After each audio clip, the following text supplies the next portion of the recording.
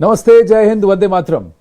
इनके साथ मेरा एक सालों पुराना एक इक्वेशन है जहां समय समय पर ये समय देते हैं और हमारा एक संवाद होता है। एंड सबसे पहले तो आपको उसके लिए बहुत बहुत धन्यवाद Manoj Sinha ji, LG of Jammu and Kashmir. And ये संवाद हमारा तब हो रहा है जब एक तो आप एक स्पेशल पदयात्रा पर निकले हैं और दूसरा ऑपरेशन सिंदूर को साल भर होकर के 10 दिन हुए। तो इस पर दोनों पर बात करेंगे क्योंकि सिक्योरिटी अभी भी आपके एम्बिट में है, even in the current construct. तो सबसे पहले what is the idea behind this padyatra and this war against narco terror? जी, वैसे माननीय प्रधानमंत्री जी ने 2020 में नशा मुक्त भारत अभियान प्रारंभ किया था और उसका असर भी पूरे देश में पड़ा है। देश के गृह मंत्री जी भी रीजन वाइज नशे के खिलाफ, खासतौर से ड्रग के खिलाफ कार्रवाई को कैसे प्रभावी बनाई जाए, इसकी बैठकें राज्यों के साथ करते रहते हैं। तो पिछले 5 वर्षों से ये कार्रवाई चल रही थी, लेकिन जम्मू कश्मीर में हालात थोड़ा ज्यादा ही गंभीर हो रहे थे। आए दिन खबर मिलती थी कि यहाँ किसी बच्चे की मौत हो गई, यहाँ बच्चियां भी अब उस के गिरफ्त में आ रही हैं। कई अभिभावक मुझे मिलते थे जो ये बात बताते थे। तो एक दिन अपने साथियों के साथ चर्चा में ये ध्यान में आया कि एक जन अभियान चलाया जाए इसके खिलाफ और इसको जरा और प्रभावी ढंग से किया जाए। तो अफसरों के साथ बैठक करी, कैसे आगे बढ़ना है, और फिर 11 अप्रैल को जम्मू से इसे शुरू किया।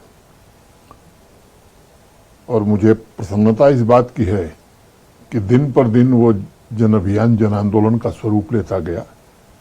और मुझे याद नहीं है पिछले 6 वर्षों में कि इस तरह से लोगों की जन भागीदारी किसी भी कार्यक्रम में जुड़ी है, कार्यक्रम के साथ जुड़ी है। अनेक पुराने लोग भी बता रहे हैं कि कई स्थानों पर तो इतने लोग आ रहे हैं कि हम लोग कल्पना भी नहीं करते थे कि इतनी भीड़ आएगी। तो एक बात स्पष्ट हो गई कि जो मुख्य उद्देश्य था जन अभियान का, वो जन आंदोलन बनता हुआ दिखाई पड़ रहा है। और हर प्रकार के लोग, चाहे युवा हों, बुजुर्ग हों, महिलाएं हों, एकेडमिशियंस हों, रिलीजियस लीडर्स हों, सोशल वर्कर हों, ये सिविल सोसाइटी के लोग हों, विभिन्न राजनीतिक दलों के कार्यकर्ता हों, मुझे लगता है कि समाज के हर वर्ग के लोग आगे बढ़ करके इस पूरे अभियान को आगे बढ़ा रहे हैं। और जो रिस्पांस लोगों का मैं देख रहा हूं, उससे मैं बहुत उत्साहित हूं। इसका टेरर से कनेक्शन क्या है? जम्मू कश्मीर में टेरर और ड्रग का कारोबार एक दूसरे से जुड़ा हुआ है। अल्टीमेटली अगर आप कई मामले जांच के दौरान हम जो रिपोर्ट मुझे मिली है उस आधार पर मैं यकीनी तौर पर कह सकता हूं, ये हो सकता है कि कुछ नशा तस्करों को आर्थिक समृद्धि, उनकी आर्थिक समृद्धि में वृद्धि हो गई होगी। कुछ नार्को पैलेस उन्होंने बना लिए होंगे स्मगलिंग के पैसे से, लेकिन अल्टीमेटली घूम फिर करके ये पैसा तो उन्हीं तंजीमों के पास ही जाता है और उसी से हथियार खरीदे जाते हैं, उसी से रेडिकलाइजेशन किया जाता है और उसी से आतंकवाद को बढ़ावा दिया जाता है।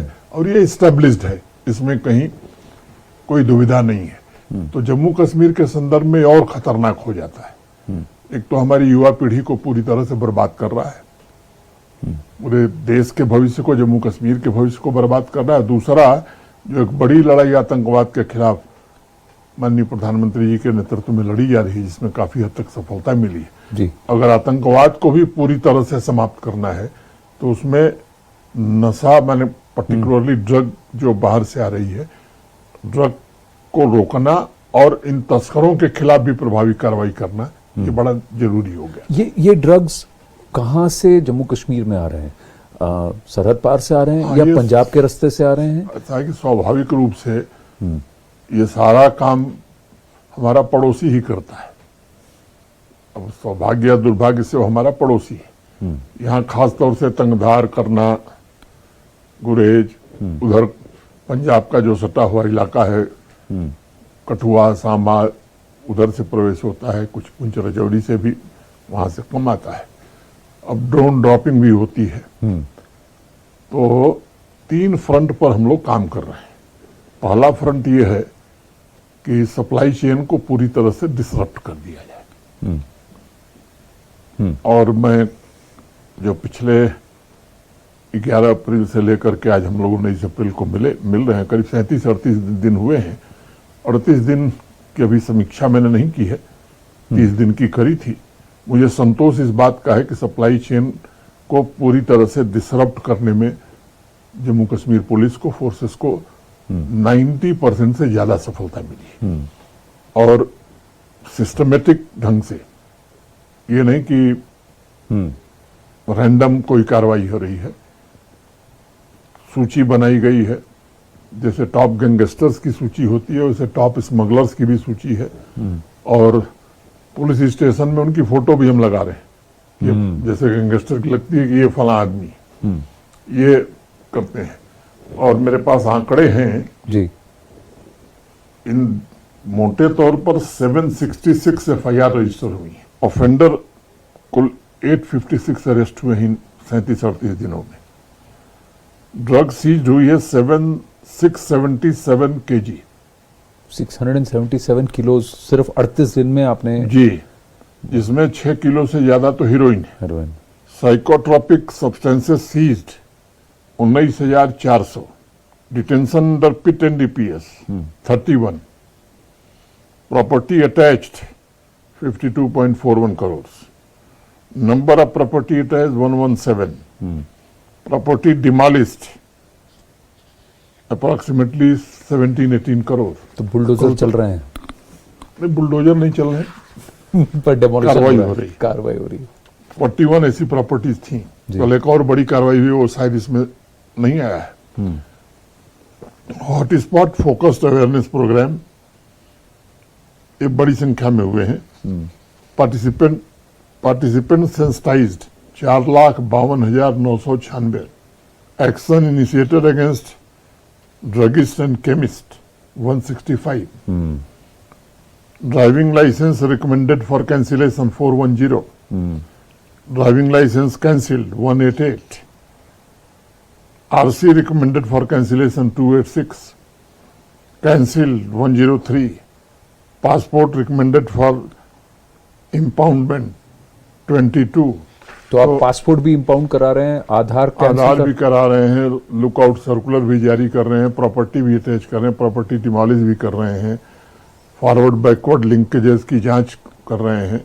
तो एक तो सप्लाई चेन को रोकना, दूसरा अवेयरनेस, जिसमें पदयात्रा का कार्यक्रम हर जिले में मैं जा रहा हूँ।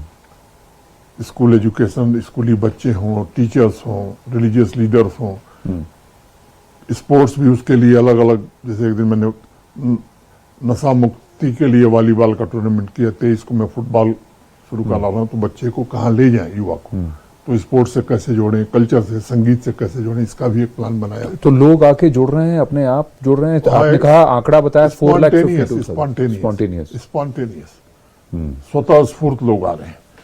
और तीसरा ये है अवेयरनेस के बाद rehabilitation, that is a big challenge. Yes, and we are finalising a policy, almost it has been finalised, कि 3 साल उसे ट्रैक करना, उसको रोजगार देना, उसका पूरी तरह से रिहेबिलिटेशन करना। ये बड़ी चुनौती है जिसको मैं स्वीकार करता हूं। और मुझे भरोसा है कि जिस तरह से प्रशासन के लोग इसमें लगे हैं, सिविल सोसाइटी लगी है, पूरा जम्मू कश्मीर लगा है, हम रिहेबिलिटेट करने में भी कामयाब होंगे। एक वो स्टिग्मा माना जाता था, लोग बताते नहीं थे। जी। एक मानस पोर्टल है, जी, देखा होगा, भारत सरकार ने बनाई, तो उस पर आप बता सकते हैं कि हमारे घर में फला आदमी है, जो लोग संकोच करते थे।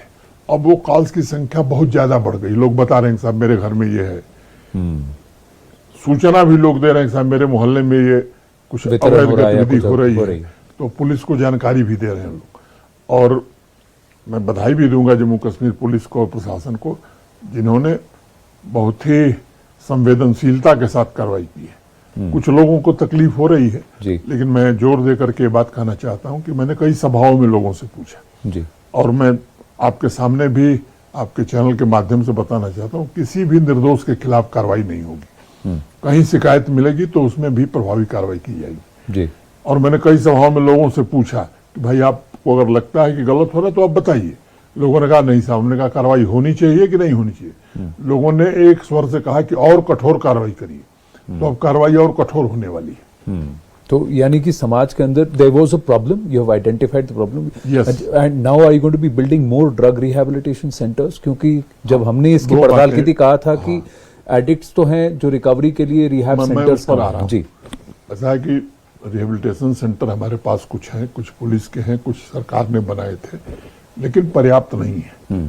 अब अभियान शुरू हुआ तो 10 दिन में हम रिहेबिलिटेशन सेंटर नहीं बना सकते। जी तो हमने हेल्थ डिपार्टमेंट को इंस्ट्रक्शन दिया कि जो हमारे मेडिकल कॉलेज हैं, जो हमारे डिस्ट्रिक्ट हॉस्पिटल्स हैं, वहां इनके ट्रीटमेंट का इंतजाम हम करें। हमने बेड आरक्षित कर दिया है। मीनवाइल इस पर भी हम काम कर रहे हैं कि जल्दी से जल्दी रिहेबिलिटेशन सेंटर हम बना दें। और ये चिकित्सा का जो रिहैब का जो खर्चा है वो उन परिवारों को उठाना नहीं, पड़ेगा नहीं, या सरकार वो मदद सरकार प्रशासन उठाएगी, करेगी? प्रशासन उठाएगा। प्रशासन उठाएगा। हमने निर्देश दिया है चीफ सेक्रेटरी को, फाइनेंस सेक्रेटरी को, उसके लिए कोई पैसे की दिक्कत नहीं हो। Oh fantastic. We will treat them and we will rehabilitate them. Even I am thinking beyond that. No so what are you thinking beyond, तो वही बताइए। कि ये अगर कोई मुख्य धारा में आता है समाज के रिहेबिलिटेट होकर के, तो उसको रोजगार से कैसे हम जोड़ सकते हैं वो फैंटास्टिक। ताकि वो पूरी तरह से काम कर सके। और वापस उसी सर्कल में फंसे ना, वापस स्लिप उस vicious सर्कल से उसको निकालना है तो उसे रोजगार से जोड़ना होगा। देखिए कई बार कहा जाता है, आप तो खुद ज्ञानी हैं, कि एक समाज का पतन उसको नशा युक्त कर देने से हो जाता है। नहीं, मैं मानता हूं कि एक साजिश है। भारत की युवा पीढ़ी को बर्बाद करने की अंतर्राष्ट्रीय तस्करों की साजिश है कि अब ऐसे अगर नहीं बर्बाद होने तो नशे की लत के कारण इन्हें हम बर्बाद कर देंगे। तो इसके लिए क्योंकि कुछ जो अगर आप देखें जब पुलवामा का अटैक हुआ था उसमें भी वो हेरोइन एडिक्ट था। उसके बाद जितने भी यहाँ से रिक्रूट्स गए, कई सारे जो रिक्रूट्स अधिकांश आप तो हिस्ट्री देखिए तो इस तरह के ढेर सारे लोग मिलेंगे। तो अब आपको लगता है कि इससे जो रिक्रूटमेंट का जो इशू है, जो टेररिज्म का इशू है और जो अनावरत सोशल प्रॉब्लम्स क्रिएट करने का जो इशू है वो कम हो जाएगा? स्वाभाविक रूप से रिक्रूटमेंट तो लगभग निग्लिजिबल हो गया। जो संख्या 3 डिजिट में हुआ करती थी अब सिंगल डिजिट में आ गई। जितने तंजीमों का नाम आपको पता है, किसी का टॉप कमांडर अब बचा नहीं। तो न रिक्रूटमेंट हो रहा है न टॉप कमांडर बचे हैं। तब मजबूरी में इन्फिल्ट्रेट कराया जा रहा है। देर सवेर वो भी मारे जा रहे हैं, उनका भी सबका हसर वही होगा, उससे मैं चिंतित नहीं हूँ। नहीं, क्योंकि जब पहलगाम हुआ ना एलजी साहब, तो कई लोगों ने कहा कि अगर आपने टेरर पे इतना क्रैकडाउन किया तो पहलगाम हुआ कैसे? और उसके बाद ऑपरेशन सिंदूर हुआ, साल भर हो गया है, आपने कहा था कि हम करेंगे कार्रवाई, तो जरा बताएं कि क्या क्या हुआ है? दो बात समझिए जी कि ये पड़ोसी हमारा ऐसा है। पहलगाम जो हुआ उसमें मुझे लगता है कि किसने किया ये देश जान गया है। वो हमारे पड़ोसी का कराया हुआ था, अब बात समझ जी। गए। लेकिन हमारी सेना ने, जम्मू कश्मीर पुलिस ने, सीआरपीएफ ने जिस बहादुरी के साथ ऑपरेशन महादेव में एक एक को चुन चुन करके हिसाब बराबर किया, मैं समझता हूं कि उन तमाम बहनों को एक तरह से ये संतोष दिया हमारी आर्मी और पुलिस और सीआरपीएफ के लोगों ने कि नहीं, भारत के सुरक्षा बल इस तरह की किसी भी हिमाकत को पूरी तरह से नस्तनाबूद करके ही रहेंगे, और किया भी। प्रधानमंत्री जी ने जिस तरह से स्टैंड लिया पहलगाम के बाद, ऑपरेशन सिंदूर हुआ, और मुझे लगता है कि शायद, मुझे याद नहीं है, आप भी याद करेंगे, तो जो टारगेट तय किया था, मैंने 48-72 घंटे में वो टारगेट प्राप्त कर लेना, ये शायद अपने ढंग का एक अचूक ऑपरेशन था। और हम लोग तो यही थे, रोज देखते थे ड्रोन आ रहा है, लोगों को भरोसा देते थे। जब सेल गिरती थी तो हम स्थानों पर भी गए। उसके बाद भारत सरकार ने जिस तरह से मदद किया है, जिनको तकलीफें हुई उनको फाइनेंशियली उनको रिहेबिलिटेट करने में, मैं खुद भी उसको मॉनिटर करता हूं और जाता हूं। और एक नया कार्यक्रम भी प्रधानमंत्री जी के निर्देश पर प्रारंभ हो गया है, वाइब्रेंट विलेज का। जी। जो बॉर्डर के विलेजेज हैं उनमें विकास किसी गांव से कम न हो। भारत सरकार ने कुछ योजना बनाई है, कुछ हमने भी बनाई है। तो ये दो ही काम इस समय मैं प्रमुखता से कर रहा हूँ। जम्मू कश्मीर से नशा और तस्करों को पूरी तरह से नस्तनाबूद कर हटा देना, और दूसरा बॉर्डर के विलेजेस का पूरी तरह से डेवलपमेंट है, जो प्रधानमंत्री जी की इच्छा है। इसमें लोगों का ये कहना है कि जब एडवांटेज हमारे पास था तो ये जो पूरा जो उस तरफ लाइन ऑफ कंट्रोल के पार के जो इलाके हैं जहाँ ये इन्फिल्ट्रेशन कैंप्स होते हैं, ये आकर बस जाते हैं, वहाँ से इन्फिल्ट्रेट करते हैं, वो सब कवर क्यों नहीं कर लिया? उसके उधर अधिक हमारी जमीन है, वापस ले लेते हैं। ब्रॉडर पर्सपेक्टिव में जब आप देखेंगे तो मुझे लगता है कि चीजें ज्यादा समझ में आती हैं। ऑपरेशन के पहले हमने सरकार ने टारगेट तय किया था, वो हासिल हो गया, और फुल स्केल वार दुनिया में 2 हो रहे हैं जी, और दोनों मैं समझता हूं कि बड़े ताकतवर देश हैं। अभी तक परिणाम नहीं निकला है। तो क्या भारत विकसित भारत बनाने के लक्ष्य के साथ आगे बढ़ेगा, या छोटी मोटी चीजों में हम अपना लक्ष्य प्राप्त कर लिए? और मुझे लगता है कि एक सुपर पावर हम बने, उस दिशा में देश आगे बढ़े। तो जिस चीज का जो लक्ष्य तय किया वो लक्ष्य हासिल हो गया, तो उससे आगे फिर ये नहीं जाने की जरूरत नहीं थी, जाने की आवश्यकता नहीं थी। लेकिन अभी ये जो क्राइसिस चल रहा है, इसकी वजह से अब देखिए तेल के दाम बढ़े, तो इसका असर जम्मू कश्मीर पर भी होगा। देश पर पड़ेगा तो जम्मू कश्मीर पर पड़ेगा ही, लेकिन मुझे लगता है कि दुनिया भर के बाकी देशों में जो कुछ हो रहा है उसको देखने के बाद मैं कह सकता हूं जिस प्रकार से प्रधानमंत्री जी के नेतृत्व में यहाँ स्थिति है वो काफी नियंत्रण में। असर पड़ेगा, स्वाभाविक रूप से पड़ेगा। अगल बगल हम तो पड़ोस के देश में देख रहे हैं क्या हो रहा है। जो हो रहा है कम से कम भारत उससे 1000 गुना बेहतर स्थिति में है। लेकिन इसका एक और रिवर्स पॉइंट यह है कि लोगों को ये था कि क्योंकि ईरान इन्वॉल्व है, क्योंकि एक सेंटिमेंट है, और यहाँ पर कई लोग हैं जो कि आयतुल्लाह को मानते हैं, शिया पॉपुलेशन काफी है, तो कहीं इसका उल्टा असर भारतीय समाज पर ना हो, एक रिवर्स रेडिकलाइजेशन की प्रक्रिया यहाँ ना हो। यहाँ भी कुछ लोग सड़क पर आए थे और उनको हमने बता दिया था कि सीमाएं क्या हैं, और मुझे लगता है कि सीमा का अतिक्रमण जब होगा तो कानून अपना काम करेगा। सीमा के अंदर जब तक रहेगा तब तक सबको लोकतंत्र में आजादी है प्रदर्शन की, अपनी बात कहने की। जी, प्रदर्शन और विरोध ठीक है, वो तो डेमोक्रेटिक लोकतंत्र, लेकिन उसके आगे जो रेडिकलाइज वो नहीं, रेड लाइन डिफाइंड है। तो वो आपको नहीं लग रहा कि किसी को रेड लाइन के आगे जाने की इजाजत नहीं दी गई। दूसरी बात कि जितने भी केसेस आपने भी देखे होंगे, आप तो क्योंकि सिक्योरिटी आपके अधीन है, कि सब कुछ आज इन पर्सन रेडिकलाइजेशन नहीं हो रहा है सर, सब फोन पे हो रहा है, एनक्रिप्टेड प्लेटफॉर्म्स पर, टेलीग्राम, सिग्नल, व्हाट्सएप, जो भी प्लेटफॉर्म्स हैं, इस पर नियंत्रण कैसे किया जाएगा कि स्क्रीन का सदुपयोग हो, दुरुपयोग ना हो? अब हमारी सुरक्षा एजेंसियां इस पर पूरी गंभीरता से काम कर रही हैं। काफी हद तक सफलता भी मिली है, और ये निरंतर नई नई टेक्नोलॉजी आएगी, उसका इनकाउंटर आप कैसे करेंगे आपको भी नए ढंग से सोचना पड़ेगा। तो जैसे वो तरीके बदल रहे हैं वैसे हम भी तरीके बदल रहे हैं। लेकिन मैं कह सकता हूं कि पूरी चौकस है दृष्टि सुरक्षा एजेंसियों की, इंटेलिजेंसीज भी हमारी इसमें लगी हुई हैं, और स्थिति को पूरी तरह से नियंत्रण में रखा जाएगा। 1 साल पहले जब बैसरन और पहलगाम की घटना घटी थी, जम्मू कश्मीर की आवाम सड़क पर अपने आप बाहर निकल के आई थी, और ये भी कहा जा रहा था कि एक सोशियोलॉजिकल चेंज, एक मानसिकता में बदलाव। आज 1 साल बाद आप सड़क पर निकले हैं पदयात्रा, तो आपको लग रहा है कि वो चेंज वाकई में ग्राउंड पर है, जहां ग्राउंड पर है वो बढ़ता जा रहा है। और मैं कहूं कि बड़ी मात्रा में बढ़ा है, क्योंकि जिस तरह से लोग आ रहे हैं, और मैं तो हर सभा में बोलता हूं कि भाई ड्रग सीधा जुड़ा हुआ है टेरर से, और लोग ये महसूस कर रहे हैं। बीच में मैंने एक अभियान चलाया था, यहाँ बड़ी फैमिलीज हैं टेरर की विक्टिम रही जी, दुर्भाग्य से उनका पुरसा हाल नहीं हुआ, जबकि यहाँ कानून था कि ऐसे लोगों को सरकारी नौकरी दी जा सकती थी। मैं ऐसे ही मिला था कुछ ऐसे परिवारों से, उनकी व्यथा जब मैंने सुनी, वो बड़ा भावुक दृश्य था। फिर मैंने तय किया, और अब ऐसे फैमिलीज को हम सरकारी नौकरी देने में सफल हुए हैं।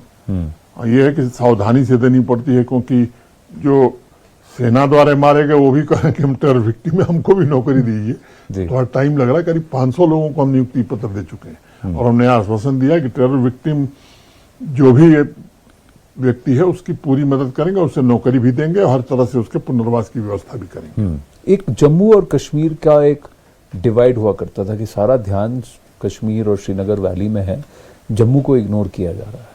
आज वो क्या परिस्थिति है, क्योंकि वहां पर अभी भी ग्रुप्स हैं, कम्युनिटीज हैं। पिछले मैं समझता हूं कि जब से मैं हूं या 2019 के बाद से ये बात खत्म हो गई है और बजट प्रोविजनिंग में भी अब इस तरह की व्यवस्था नहीं चल सकती है कि कहीं ज्यादा कहीं कम। हर जगह का विकास होना चाहिए और जम्मू का भी और कश्मीर का भी। क्योंकि चुनाव जब हुए तो जम्मू ने अलग चुना, कश्मीर ने अलग चुना। सरकार अब एक जोड़ वाली सरकार है, लेकिन उस काम को देखने के लिए मैं हूं।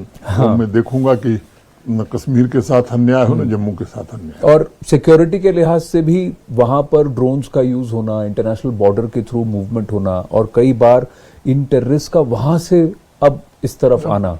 आपने देखा होगा पिछले दिनों जी कठुआ में, उधमपुर में, किश्तवाड़ में तो सैफुल्लाह को जो जिस तरह से army, Jammu Kashmir police, CAPF ने मारा, वहीं आने वाला था। तो मैं समझता हूं कि वहां भी ऑपरेशन काफी ठीक गति से और अच्छे ढंग से हो रहे हैं। वो कहा जाता था कि वो ग्रिड की प्रिपरेशन नहीं हो पाई क्योंकि वहां का टेरेन अलग है, ले ऑफ लैंड अलग है। हाँ।